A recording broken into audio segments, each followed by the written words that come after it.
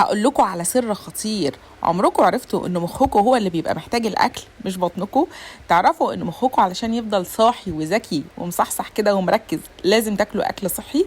كل لقمه صحيه بناكلها بتدخل جوه جسمنا تتحول لطاقه تخلي مخنا يشتغل اذكى واسرع ويخلينا مركزين.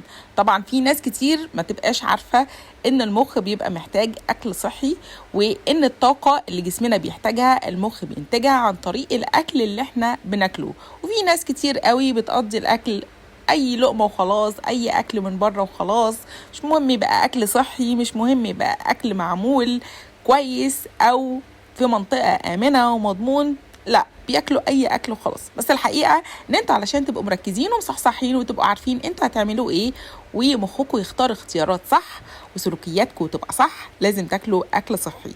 وبصفتي اخصائيه نفسيه وكمان ميك اب ارتست، فعارفه ان المخ علشان يصدر منه الاوامر اللي جسمنا هيبقى محتاجها من ضمنها السلوكيات اللي احنا بنعملها، لازم يبقى مركز عشان سلوكياتنا تبقى صحيحة.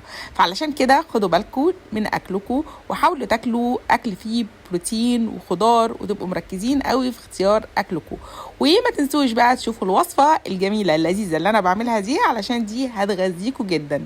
وقولوا لي بقى دلوقتي ايه اكتر اكلة بتحبوها وبتحسوا ان هي بتديكوا الطاقة وبتبقوا مركزين بعدها؟